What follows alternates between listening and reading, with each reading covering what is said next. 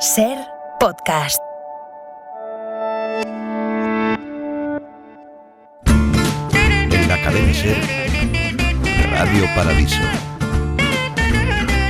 Con Sonia Ballesteros. Donnez-moi une suite au Ritz, je n'en veux pas. Des bijoux de chez Chanel, je n'en veux pas. Donnez-moi une limousine, j'en ferai quoi?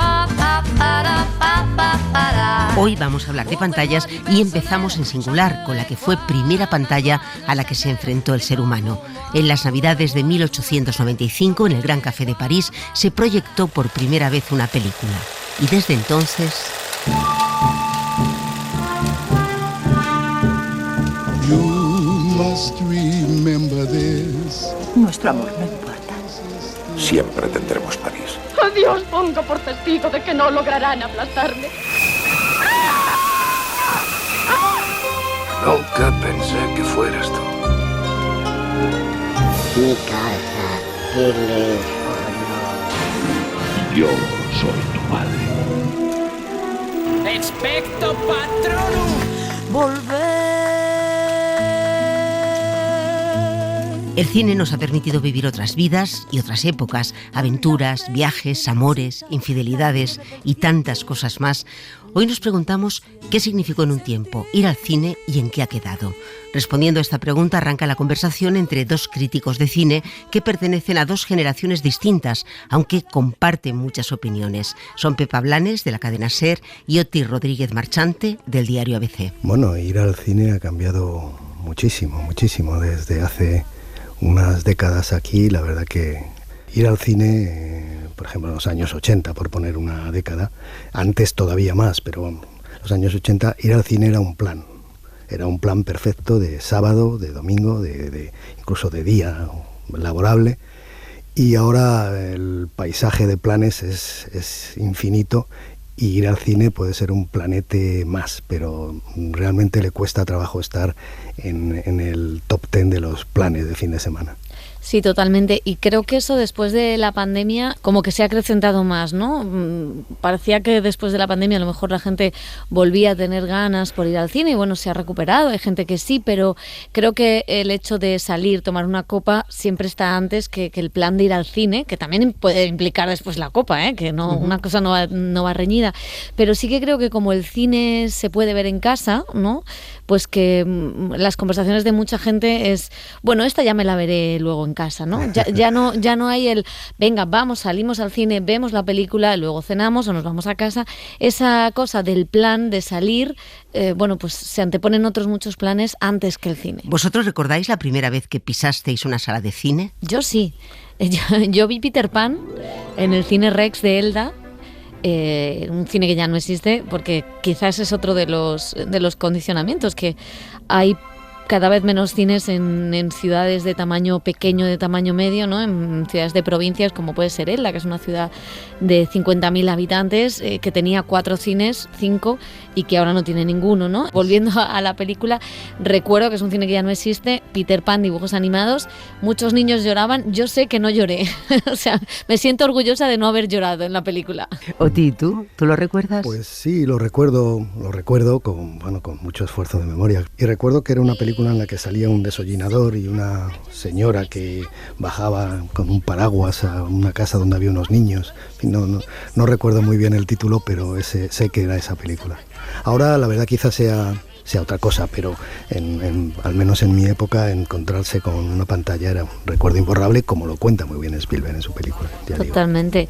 Yo no sé si te pasa que hay películas que vi en el cine y recuerdo ese momento, he visto muchísimas en cines, pero hay algunas que tengo marcadas, no sé si porque fueron, cuando la gente habla Titanic, yo me acuerdo cuando vi Titanic, y yo sí recuerdo aquella vez en el cine, otras veces las he olvidado, pero como que el hecho de ir al cine para mí sí que son momentos importantes.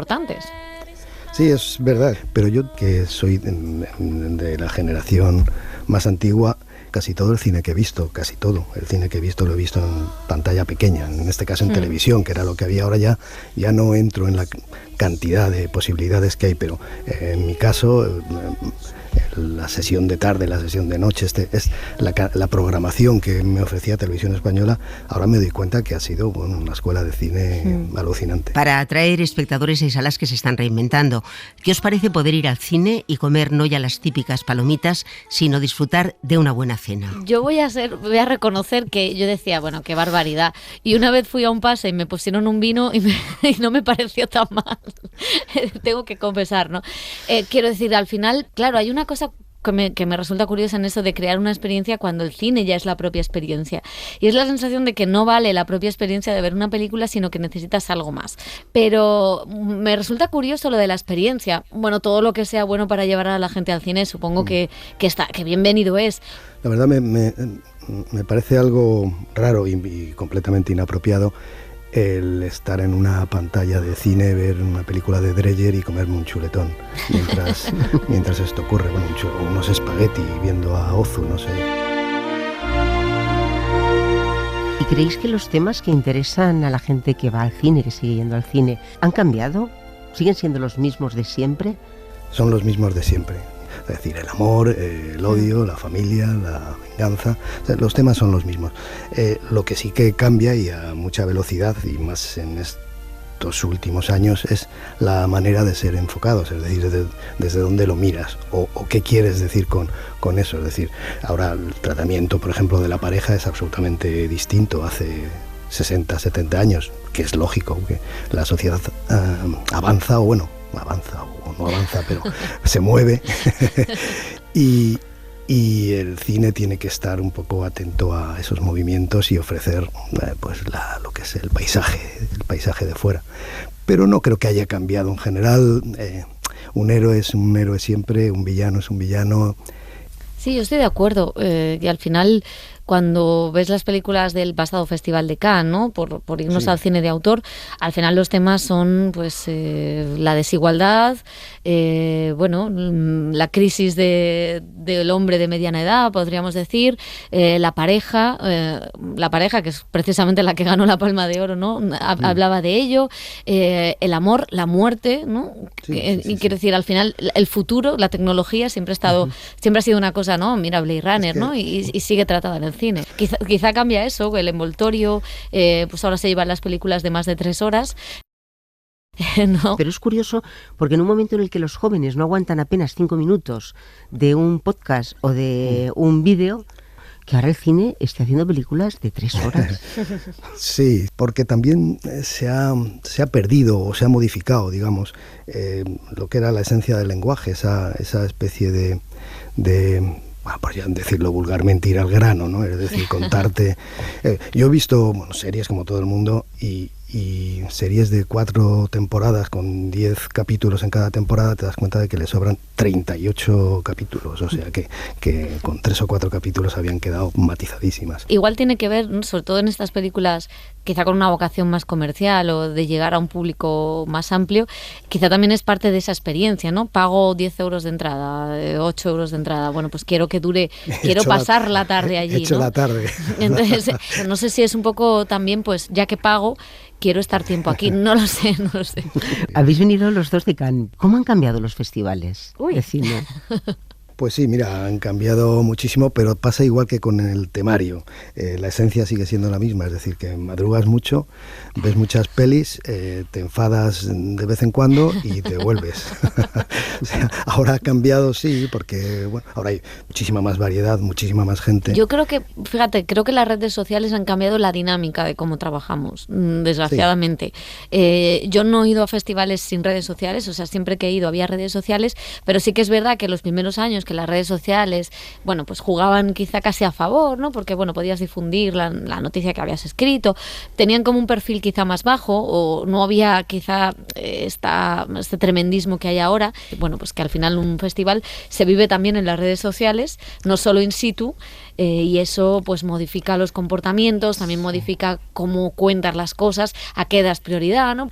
Digamos que los temas de conversación ya no giran en torno a lo que giraba antes, sino a lo que la red social dice que tiene que hablar, ¿no? Pero fíjate, Pepa, que eso más que un cambio en el festival es un cambio en los medios de comunicación. Total. Porque yo, intento dentro de mis posibilidades estar en contacto con mi con mi siglo, pero no soy un fanático de lo de las redes sociales y procuro hacer mi festival.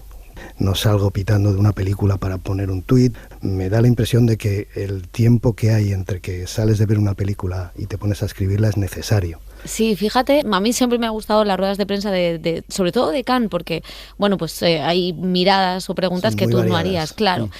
Y cuando entra pues el equipo, siempre pues se le aplaude. Ahí se nota, si ha gustado más o menos, se aplaude más o menos, pero bueno, por deferencia, el que entra siempre se aplaude. Bueno, pues entró Scorsese con Robert De Niro y DiCaprio y no hubo aplausos porque toda la sala estaba haciendo un vídeo para subir a redes inmediatamente de cómo entraban, cuando el festival lo retransmite en vídeo con una cámara 50.000 veces mejor que nuestros iPhones cuando hay poca luz, cuando el vídeo te va a salir mal. Y claro, yo tuve un arrebato de que me di cuenta, dejé el móvil y dije, pero aplaudid, coño. Así, perdón, porque lo dije además en español, porque dije, pero... O sea, te entendieron todo. Yo creo que me entendieron, sí. Martin Scorsese, 80 y pico años... a lo mejor es su última película, no sé, viene al festival, la presenta y nadie está aplaudiendo porque todo el mundo quiere tener su vídeo, que es exactamente igual que el de al lado. Y claro, te dio una sensación de decir, ¿qué es esto? The Osage took their name from Missouri. La última película de Scorsese se estrenará en el mes de octubre. Nos queda mucho cine por delante y mucho cine de verano, porque con el calor, parques y plazas se transforman en gigantescas salas de cine al aire libre. Es un formato que, lejos de desaparecer, ha crecido en los últimos años. Vamos a saber más con este reportaje de María Manjabacas y el montaje de Juan Carlos Fernández.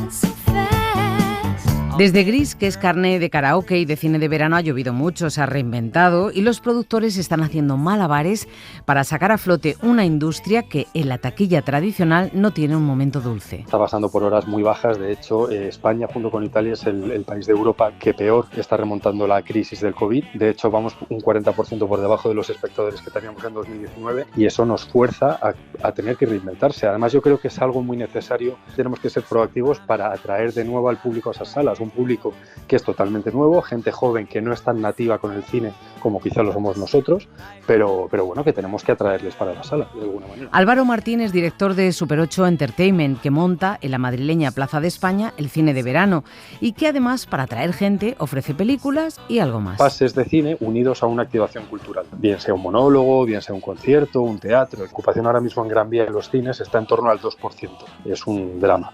Entonces, gracias a este tipo de pases especiales o activaciones culturales, estamos consiguiendo llegar al 60 y 70% de ocupación. Entonces parece que la gente sí que está dispuesta a ir al cine, siempre y cuando lo que le ofrezca sea algo diferente o único.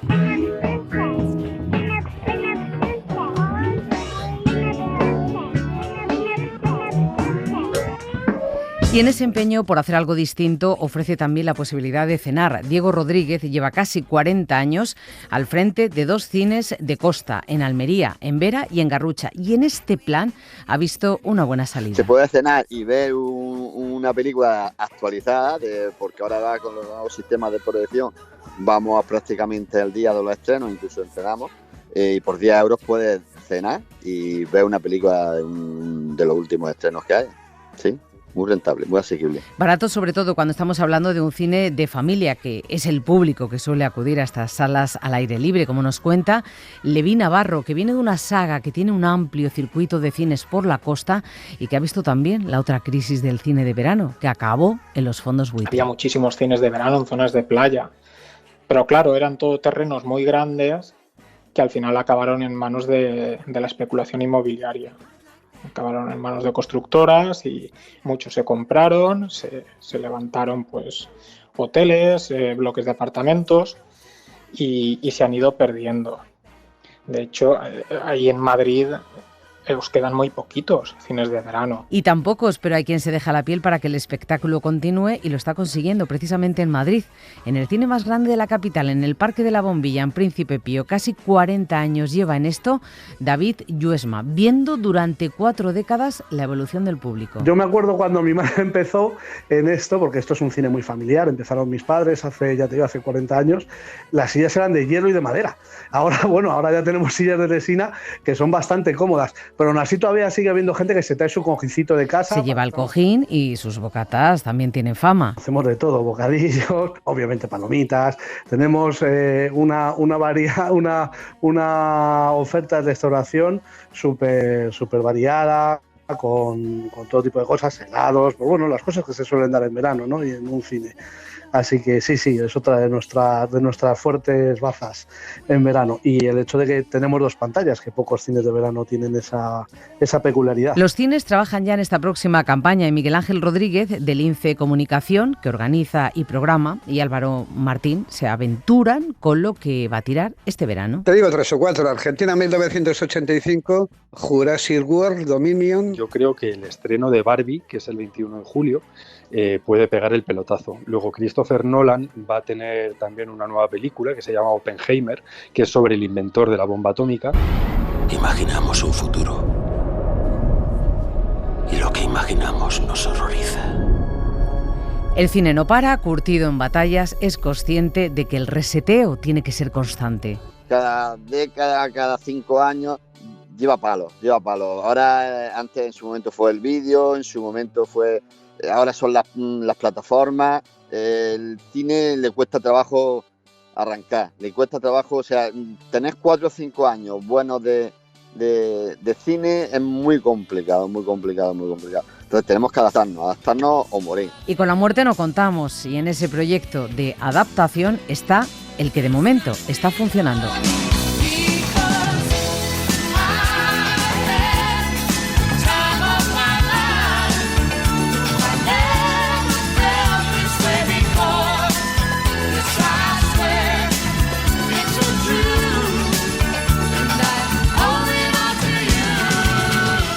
Radio Paradiso.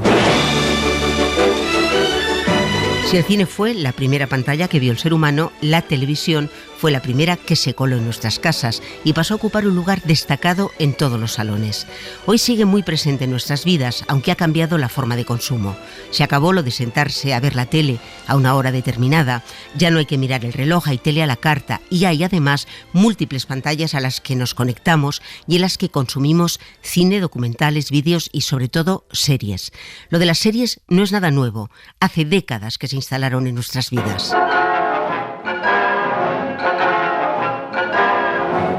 Alfred Hitchcock presenta.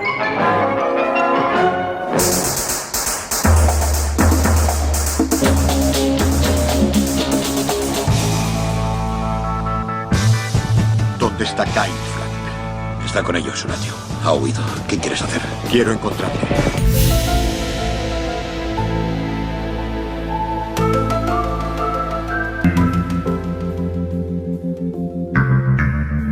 ¿Quién mató a Laura Palmer?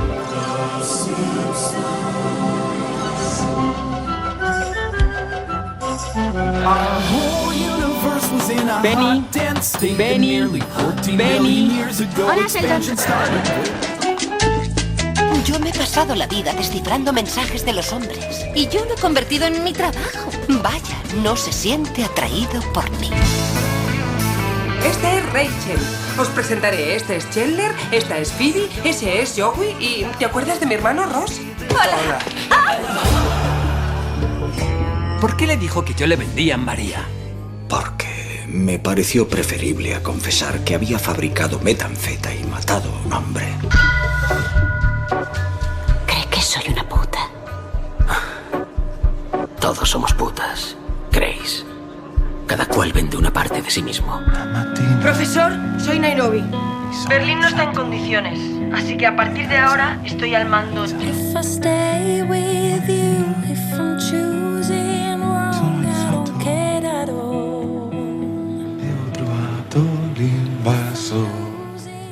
Partigiano, porta mi vida.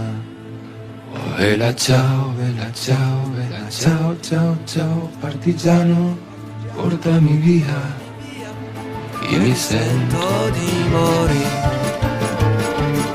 E se io muoio da partigiano, oh bella ciao, bella ciao, ciao, ciao. E se io muoio da partigiano, tu mi devi seppellire. Seppellirai lassù in montagna, Oh bella ciao, bella ciao, bella ciao, ciao, ciao. Mi seppellirei lassù in montagna sotto l'ombra d'un bel fiore.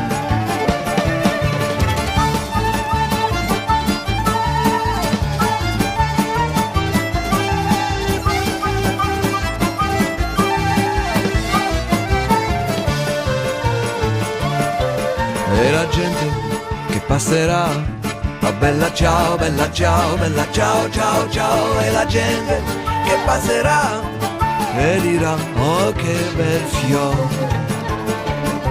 E questo è il fiore del partigiano, oh bella ciao, bella ciao, bella ciao, ciao, ciao. E questo è il fiore del partigiano, morto per la libertà. Lo que estamos viviendo en la última década es un auténtico boom que analizamos con José Manuel Romero, periodista de la SER, experto en audiovisual. ¿Estamos en la edad de oro de las series ahora mismo?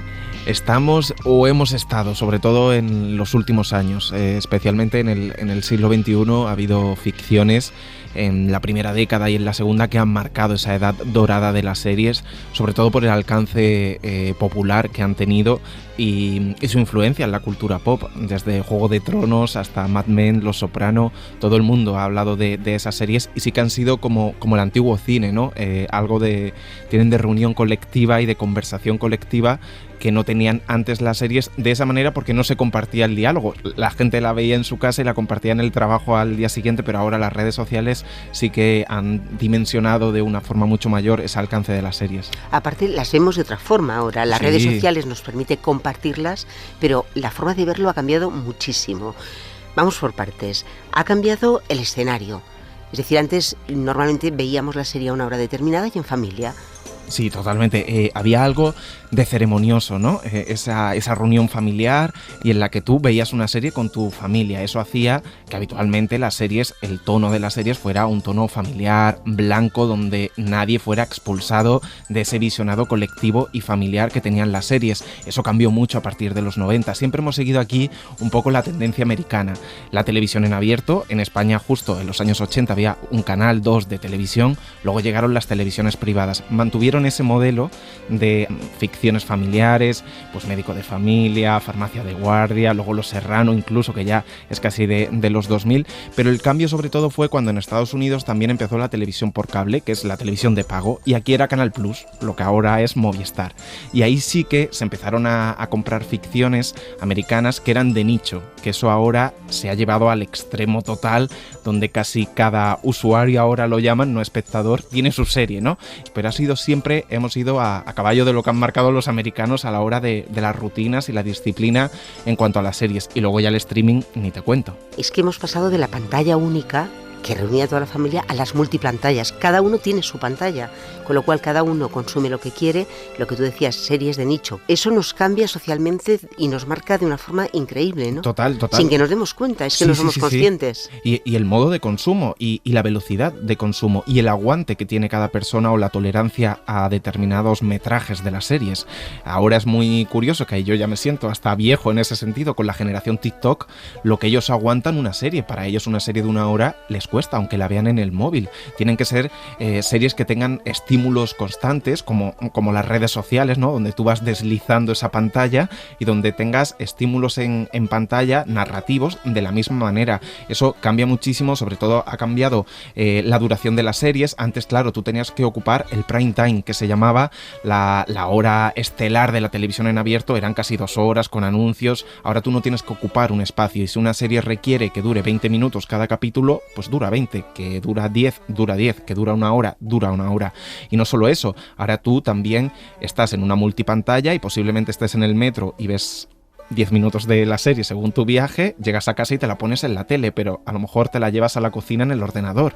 Es un poco loco, ¿no? Ver un capítulo de una serie hasta en 3-4 dispositivos y luego, además, que tú decides cuándo paras. Y eso sí que cambia nuestro modo de vida, porque antes solo tenías lo que te servían en un menú, ¿no? Como si fuera un menú del día, y ahora no. Ahora tú decides hasta cuánto quieres consumir o comer, porque si tú quieres ver 7 capítulos de golpe, puedes. la posibilidad de darte un atracón también hace que estemos más enganchados. Sí, y más intoxicados, quizá, ¿no? O que procesemos menos lo que vemos. Falta un diálogo o una conversación alrededor de cosas que vemos. Hay series que indudablemente son fast food. Esto hay estudios americanos, sobre todo, que lo comparan con las cadenas de comida rápida, ¿no? Hay un modo de consumo acelerado donde importa más cuánto consumes que qué consumes y cómo lo consumes y cómo lo digieres. Y también se ha replicado en el mundo de la ficción. Hay gente que consume muchísimo, pero luego no recuerda nada, no ha procesado nada, lo ha hecho como un acompañamiento externo casi sin procesarlo. Y luego hay series que necesitan un reposo, que yo creo que es imposible hacer un maratón de una serie con una densidad y una profundidad de personajes o una oscuridad enorme, porque acabas desolado. Y sin embargo, si tú vas, y esto hay dos modelos ahora, entre el streaming y HBO, por ejemplo, por poner un ejemplo, que sigue manteniendo la emisión semanal de las series. Y están más en la conversación.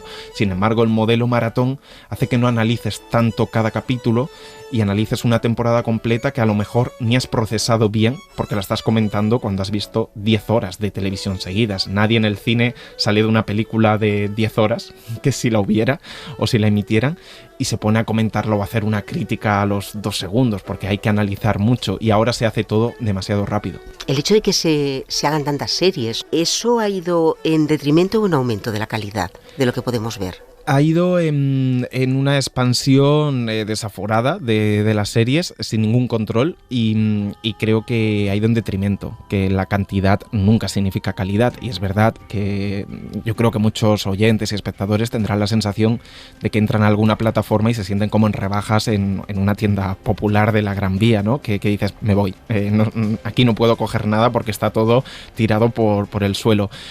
Y te sales. Yo soy de las que tiene a veces dificultades para elegir. No me extraña. Y muchas veces te pregunto a ti, así que ahora me gustaría que nos dijeras la mejor serie o las mejores series españolas que se pueden ver ahora mismo.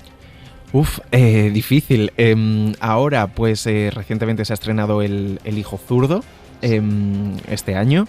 Yo creo que es una gran serie en forma y fondo, por lo que cuenta, por esa idea de la herencia entre madres e hijos, esa idea del torcido, ¿no? El zurdo de la familia, de una familia rica en una Sevilla que es diferente pero es reconocible. También se ha estrenado Las noches de Tefía, que es pues la primera serie de Miguel del Arco, el dramaturgo, y es muy interesante porque habla de pues unos campos de casi concentración, ¿no? De trabajo en las Islas Canarias, con los perseguidos del franquismo, la represión del franquismo, pero hay algo muy bonito porque los pone a imaginar cada noche, en esas noches cuando están en sus catres, a imaginar cómo sería su vida en un vodevil, ¿no? En una especie de cabaret. Los pone a imaginar esa ensoñación, y creo que también es una de las grandes series españolas de este año, y venimos de años estupendos, ¿no? Desde La Veneno, la biografía de La Veneno, hasta Antidisturbios, Patria, que nos ha explicado de una forma muy emocional, muy cercana, algo que teníamos enquistado como país, creo yo, y especialmente para la sociedad vasca, y lo ha puesto en imágenes y en emoción. Qué bien llevado un libro a sí, una serie, que no es habitual, que sí, es muy complicado. Esa es otra de las tendencias que la verdad que es bonito y es curioso, porque al final ha sido la literatura y, bueno, desde los folletines, el que han entendido que casa mejor con la narración serializada, porque es verdad, un libro está contado en capítulos, la traslación a pantalla es diferente, necesita una adaptación, pero sí que muchos libros pedían o exigían no una película que se quedaba corta en hora y media, sino que reclamaban ese pozo de una narración serializada, tranquila, que le des a un personaje 10 horas para desarrollarse en una hora y media. ¡Ay, ayúdame! ¡Ayúdame!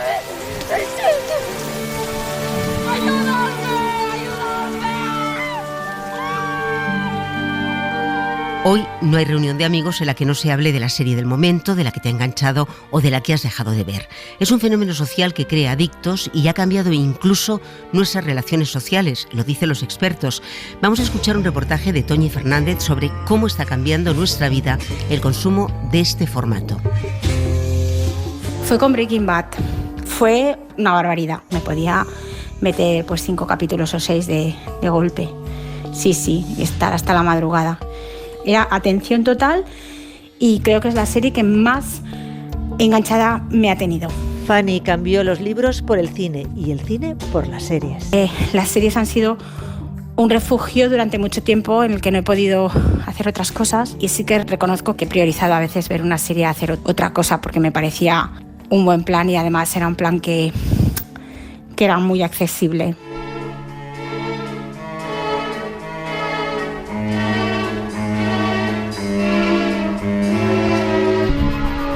Como en el resto de las adicciones relacionadas con el comportamiento, la clave es la medida, la línea que separa la afición de la adicción.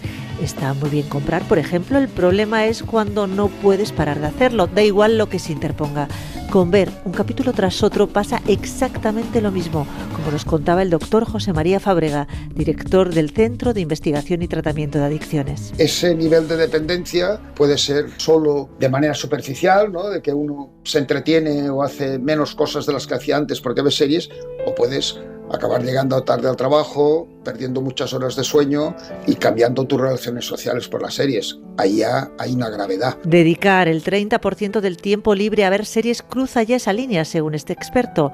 Lo malo es que las series tienen un aura difícil de romper. El ver series pues está no solamente bien visto, sino fomentado. Qué persona más tranquila, fíjate, nada de discotecas ni de deportes de riesgo, sino que está tranquilamente en su casa viendo series de televisión. No nos alarmamos ni el que lo sufre ni el que ve qué le pasa. Quizá tendríamos que hacer un poco ahí de educación en ese aspecto. 1, 2, 3, 4. Tendríamos que saber cuándo tenemos una relación equivocada con algo que debería ser un entretenimiento, pero nos cuesta hasta este punto. Una de las encuestas más fiables en torno a nuestra afición a las series la hizo Sky News y, sorprendentemente, el 70% de los encuestados se confesó adicto a las series. He ahí el aura. He ahí la buena prensa. Lo peor, según el doctor, es que la inmensa mayoría lamentaba no tener más tiempo para ver más series. Pero hay algo más. Nadie consideraba que necesitara ayuda alguna, quizá porque esta adicción no suponga, como otras, graves daños para la salud o para la economía. Solo es un devorador de lo único irreparable, el tiempo. Nuestro tiempo. He descubierto una serie fantástica. El otro día me vi 7 capítulos. Nadie piensa cómo es que has perdido un montón de tiempo importante en tu vida en ver 7 capítulos, sino qué buena es esta serie, dime cómo se llama, que cuando yo tenga un momentito también lo voy a hacer. Y esto es así. Las series traen de la mano otra pelea silenciosa, la carrera por ser los primeros. Se suelen estrenar en Estados Unidos y suele ser de madrugada. Me quedo hasta las 3 para ver el episodio, o incluso a veces antes de ir a trabajar pues me despierto a las 6, una hora antes. Conforme más tardes en verlo, más spoilers hay y tienes que estar como aislado del móvil para no enterarte de nada. Y esta es la razón por la que a muy deshora en la casa de Luis huele a palomitas. En su día, las propias plataformas fomentaron el consumo desaforado de temporadas. Léase Netflix, que incluso inventó términos e hizo estudios para fomentar esta competición y alimentarse así de nuestro tiempo, y nos instaló la herramienta del seguir viendo, que activa el siguiente episodio sin dejarnos valorar si antes queremos recuperar nuestra vida o incluso ver otra cosa. Después cambió de idea. Alguien en su cúpula se dio cuenta de que ese consumo sin control les equiparaba al usar y tirar, les perjudicaba. Lo recuerda Alberto, del podcast Cultura Seriéfila. Últimamente Netflix se ha echado un poquito para atrás, ya que se ha dado cuenta de que sus series pasan al olvido rápidamente y han decidido partir las temporadas en 2 tandas que se estrenan con un intervalo de varios meses para que su proyección y consumo se estiren el tiempo, en un claro paso hacia atrás dentro de esa política de consumo compulsivo que ellos mismos han provocado. Con todo, esta plataforma tiene la serie que, según todos los números, es la más adictiva de la historia, Stranger Things. Fuerzas paranormales, experimentos ultrasecretos, un niño que desaparece, por supuesto, en un pequeño pueblo de Estados Unidos, una niña extremadamente rara. Lleva 4 temporadas fulminando récords de visionado en las primeras horas de su estreno y todavía le queda la traca final, la 5ª y dicen que última temporada. You're terribly frightened by what you've seen. But I'm not gonna lie to you. Your friends are not prepared for this fight. Hawkins will fall.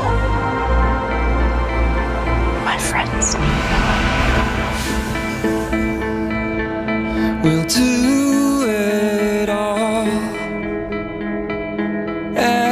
everything on our own.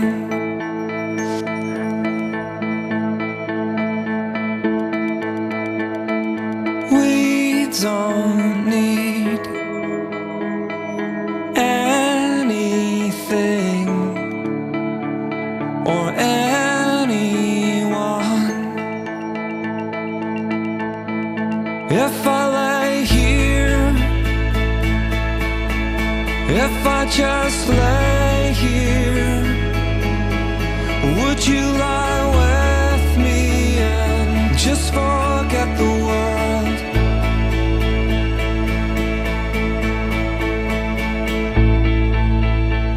I don't quite know how to say how I feel.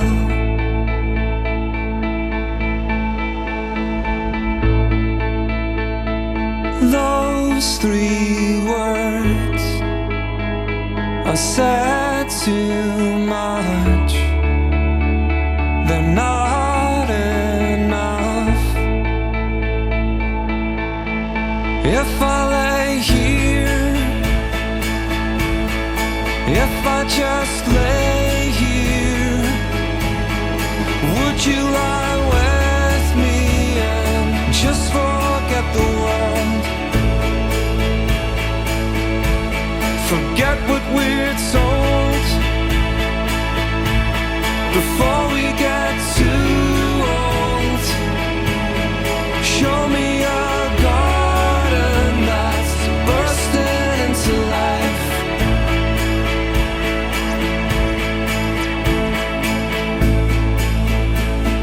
Let's waste time chasing cars around our heads. En la cadena SER, Radio Paradiso. Más pantallas es sinónimo de más oportunidades de saber, conocer, entender el mundo. Nos enriquecen, nos atontan, nos aportan. Hablamos con Elena Neira, profesora de comunicación en la Universitat Oberta de Cataluña y autora de libros como El espectador social y La otra pantalla. Empezamos la conversación hablando de cómo nos ha cambiado pasar de la pantalla a las multipantallas. Pues de manera muy profunda. Yo creo que si echamos la vista atrás unos 10 años, resultará difícil recordar esa época en la que todos nos reuníamos en el salón a ver el mismo programa a la misma hora, ¿no? Sobre todo yo creo que nos han vuelto más exigentes probablemente, pero al mismo tiempo también más complacientes, ¿no? Con el tipo de contenido que recibimos de las plataformas y sobre todo mucho más cómodos de lo que éramos antes y también mucho más especializado probablemente. La televisión era un formato que apostaba por lo generalista para intentar pues contentar a las personas de distintas demografías que se congregaban en torno a la tele, y hoy en día ya hablamos de la televisión del individuo hiperespecializada y que apuesta por los contenidos que conectan directamente pues con nichos de población muy determinados. Somos otro tipo de espectador pasivo con cierta tendencia a la bulimia audiovisual, consumimos más de lo que consumíamos antes, no solamente de sobreabundancia de contenidos, sino también de notificaciones push, ese FOMO, que es ese miedo a quedarte fuera tan famoso y tan endémico en la cultura digital, de querer estar al día de todo lo que ocurre. Ya no hay quizás momentos de elección activa, lo que hay son momentos de consumo pasivo. El entretenimiento te llega a la palma de la mano en cualquier momento del día. Eso unido pues a toda esa química cerebral que entra en pleno frenesí cada vez que recibimos una notificación o vemos un vídeo en TikTok, pues hace que probablemente en algunos casos podamos hablar de adicción. ¿Están siendo las pantallas un problema para los niños? Yo creo que hay una quizás una ligereza tremenda, sobre todo pienso en las personas que tienen hijos preadolescentes, incluso niños pequeños, que se toman muy a la ligera el hecho de dejarles un móvil, de ponerles la tableta o de dejarles que naveguen libremente por las plataformas. Al final, todo esto requiere cierta conciencia, ya no solo por el tipo de contenido que vayan a ver, ¿no? Porque por muchas restricciones que se pongan, al final el contenido es muy líquido y es muy fácil llegar a contenidos que a lo mejor no son del todo apropiados, ¿no? Para los más jóvenes. También que provocan un tipo de impacto a nivel cognitivo y a nivel de desarrollo que está demostrado que afecta a nuestra capacidad a nuestra memoria, por ejemplo, a nuestra capacidad para elegir, para realizar elecciones activas e incluso a la capacidad de tener un espíritu más crítico, porque al final las plataformas lo que están haciendo constantemente es reafirmarnos en lo que nos gusta. Por tanto, si eliminas aquellas cosas que están fuera de tu órbita de consumo, las eliminas de la ecuación, pues es mucho más difícil, ¿no?, que se geste ese pensamiento crítico tan necesario, ¿no?, para desarrollarse como ser humano. Tener tanto donde elegir nos puede llevar a la indecisión y también a la frustración. Es algo que yo creo casi todos hemos vivido, porque dedicamos tanto tiempo a escoger lo que queremos ver que al final acabamos por no ver nada. Es un verdadero drama por lo que tú decías. Tú tienes 1 hora para ver algo y te pasas media hora intentando decidir qué es lo que ves. Y yo creo que la industria está llevando a cabo distintos mecanismos para que este descubrimiento del contenido tenga lugar mucho antes de que se entre a la plataforma. Es un poco lo que pasaba antes con la televisión, ¿no? Es decir, tú ya sabías lo que ibas a ver por la noche porque básicamente la oferta era muy limitada y por tanto tampoco tenías tantas alternativas. Lo que ocurre con esta paradoja de la elección que tú comentas, ¿no?, que es esta incapacidad para elegir entre un montón de referencias, es una cosa que se ha tipificado a nivel psicológico e incluso a nivel psiquiátrico, ¿no? Cuantas más referencias tenemos entre las que elegir, menos capacidad tenemos para tomar una decisión activa, porque queremos en todo momento tomar la mejor decisión posible y como eso es imposible de lograr, entramos en este bucle de indecisión tan tonto, pero tan real. Las plataformas lo que están haciendo es recurrir a determinadas vías de marketing dentro de la plataforma y fuera de la plataforma para conseguir que ya haya determinados programas que resuenen en la mente del usuario, desde campañas en TikTok, desde este ranking, por ejemplo, que tiene Netflix de los 10 más vistos en cada país, prescriptores, es decir, el recurrir a prescriptores para que recomienden contenidos. Y eso de alguna manera también contribuye a que tú no tengas que hacer esa elección y de repente te vayas, pues se genera una suerte de inercia de consumo. ¿Tú crees que se van a sumar o se están sumando ya nuevas pantallas a las que ya tenemos? Porque más allá del contenido, también es muy importante dónde vemos ese contenido, ¿no? Bueno, a ver, ahora mismo es verdad que el desarrollo está realmente un poco estancado porque estamos en una situación económica un tanto complicada, pero digamos que las miras ahora mismo están puestas en el metaverso y qué tipo de experiencias a nivel narrativo tú puedes generar a través de todas estas tecnologías que te permiten no solamente ver contenido, sino formar parte del mismo contenido. Entonces, probablemente tú ahora puedas pues plantearte estar en el muro de Juego de Tronos o en Invernalia a través de unas gafas inmersivas y de un tipo de programación que apele directamente al usuario. Es decir, que esa pantalla, desde luego, su desarrollo no está muy lejano. Pero bueno, más pantallas no sé yo si seríamos capaces de integrar en nuestras vidas. Yo creo que la del móvil va a ser muy difícil de desbancarla. Como dice Elena Neira, va a ser dificilísimo desbancar al móvil porque nos sirve para tantas cosas. Yo para todo, para entretenerme, para trabajar, para todo, para viajar también, para el WhatsApp, para los emails, también leo y para hacer TikTok con Chano. Bueno, el móvil yo lo uso, en mi trabajo soy conductor de taxi y lo uso como el navegador, cómo está el tráfico, el tema de las aplicaciones, que ahora todo el mundo telemáticamente te pide casi el taxi, ¿no? Más lo uso para los estudios, porque ahí puedo encontrar toda la información que a veces en libros o en biblioteca no encuentro, y también para el trabajo, porque me sirve mucho para las ubicaciones de los pedidos que entrego, para poder contactarme con los familiares que tengo lejanos, ¿sabes? Tengo a mi madre que está enferma, de Perú. Para buscar algo de información y ahora mismo pues para ubicarnos. A mí, por ejemplo, me gusta mucho la fotografía y lo suelo usar para sacar fotos los días que no puedo sacar la cámara grande. Con las redes sociales, sobre todo, viendo el Instagram, las historias. Usos cotidianos del móvil que hacemos casi todos, pero es además una herramienta que ha transformado algunas profesiones, como esta del periodismo. Hoy, una guerra se puede cubrir simplemente con un teléfono, algo impensable hace tan solo unos años.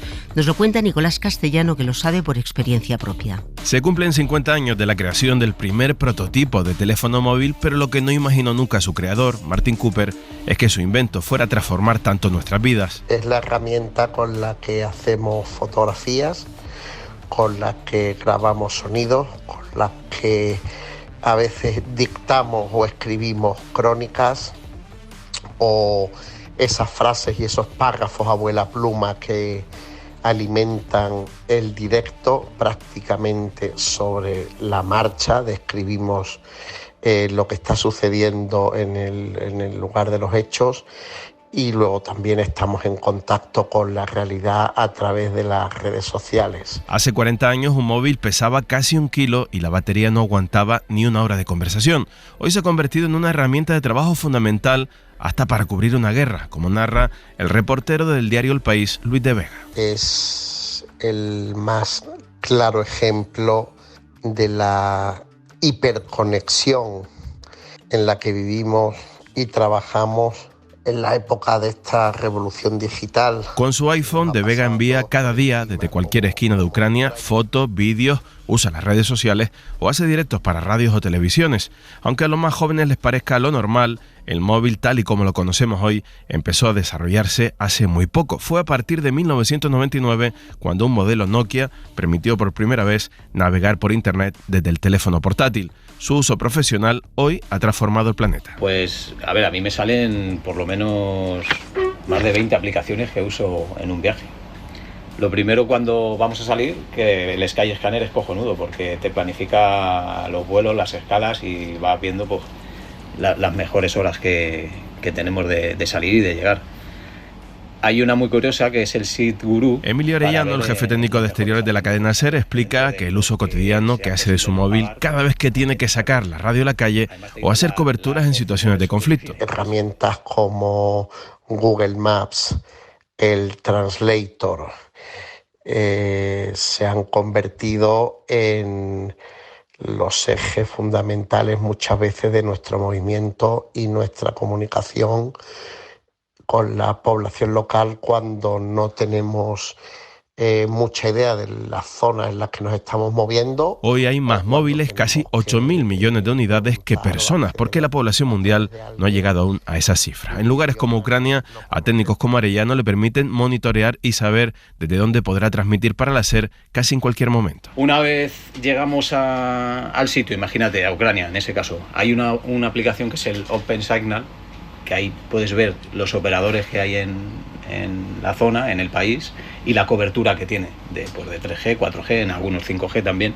También es interesante saber, pues decir, pues voy a comprar este y este operador, que son los que donde vamos a estar. Una vez conocida la situación de la red, Arellano hace posible conectar con el estudio central de la SER en Madrid con aplicaciones de conexión IP que tienen tanta calidad que parece que el reportero está en el estudio de la Gran Vía madrileña. Y luego ya pues las estrellas un poco para el programa en directo, a través del teléfono hay una aplicación que es el Timeline famoso, que además pues yo lo conecto técnicamente, lo conecto en modo digital y nos sirve muchas veces para un backup, ¿no?, de una conexión principal. De Vega, que lleva más de 25 años recorriendo el mundo narrando todo tipo de conflictos, destaca cómo el móvil y el acceso a las redes de Internet han cambiado también la forma de contar las guerras. En la cobertura de la guerra de Ucrania, bueno, hay que decir que la infraestructura de antenas en general en el país es buenísima, y salvo en lugares próximos al frente donde hay apagones debido a los bombardeos de las antenas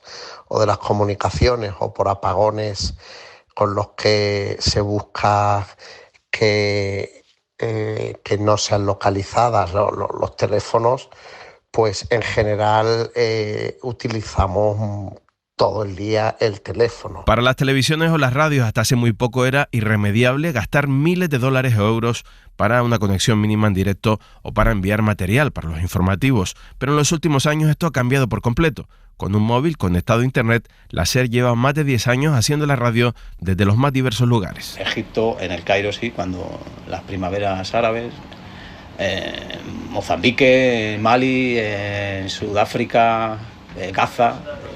Sí. No solo democratiza el acceso a las comunicaciones o transmisiones, usar el móvil de manera profesional, como hace Arellano, consigue evitar incluso las restricciones de los países más controladores. Que es el ExpressVPN, cuando vamos a países complicados, ¿no?, donde tienen restricciones de la navegación como China y demás, pues para que funcionen ciertas aplicaciones o algunas de directo, hace una red privada virtual contra servidores externos del país.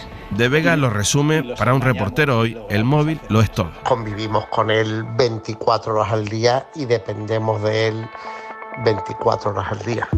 Los españoles usamos el móvil una media de 3 horas y 40 minutos al día, lo que nos sitúa como el 5º país del mundo que más usa la pantalla del smartphone. Pero luego están los casos más extremos, por enganche o por necesidad profesional. Desde que empiezo de las 5:50 de la mañana, de hecho desde que me despierto ya a las 5 empiezo a mirar qué ha pasado, qué ha ocurrido para llegar a la radio, atento y pendiente de todo, y hasta que me marcho de la radio 2, 3 de la tarde, incluso por la tarde sigo pendiente por si hay que movilizar algo. Que ustedes no solo escuchen la radio, sino que la vean o pongan caras a sus voces es labor de compañeros del hacer como este. Hola, ¿qué tal? Soy Ismael Figueroa, soy el responsable digital del programa Hoy por Hoy, de la cadena SER, y también llevo lo que son todas sus redes sociales. El contacto con los oyentes a través del móvil se ha multiplicado. Soy Nerea San Miguel, soy community manager de La Ventana y claro, mi trabajo es totalmente con el móvil, así que si tengo una jornada de 7-8 horas, pues todas esas horas estoy con el móvil pendiente. Los oyentes escuchan cada vez más radio por el móvil, lo que lo convierte también en un método inmediato de interacción. Sí, y de hecho es una forma más cercana de transmitirte, de llegar lo que es la radio analógica al oyente. O sea, al día puedo contestar como 40 o 50 mensajes, mails, y cuando tú le respondes, aunque sea con un simple corazón, con un emoticono, ellos te lo agradecen. Los usos del móvil para escuchar y ver la radio son cada vez más diversos. Lo utilizan mucho para ya sea pedir a lo mejor un programa que no encuentran, un poema que se ha leído y no han identificado cuál es, o porque quieren venir a ver el programa. Y hay casos que evidencian esa simbiosis móvil, radio y pantalla. Seguro que le sonará este ejemplo. Fue cuando Pedro Sánchez anunció la repetición electoral. La reacción de Ángel Barceló fue el vídeo más visto de la historia del programa, tanto en Instagram como en TikTok. Hace menos de 25 años que usamos las pantallas de los móviles conectados a Internet y sin embargo ya hay múltiples profesiones que existen gracias a los móviles. El móvil es vida, es trabajo, es tu día a día, y es verdad lo que dicen, que sin el móvil no se puede vivir, porque es que es tu herramienta para darlo todo, para recibir el feedback de los oyentes, en el que trabajar, en el que compartir. No solo oyentes más o menos maduros, el 95% de los adolescentes españoles tiene ya un teléfono móvil. De media, desde los 11 años, empieza el enganche generalizado a las pantallas. Llegamos al final de este Radio Paradiso, en el que han participado María Manjabacas, Toñi Fernández y Nicolás Castellano en los reportajes, Marta Estevez en la producción y María Jesús Rodríguez en el montaje técnico. Buenas noches. Radio Paradiso. Sonia Ballesteros. I could stay awake just to hear you breathing. Watch you smile while you are sleeping. While you're far away and dreaming, I could spend my life in this sweet surrender. I could stay lost in this moment forever. Every moment spent with you is a moment I treasure.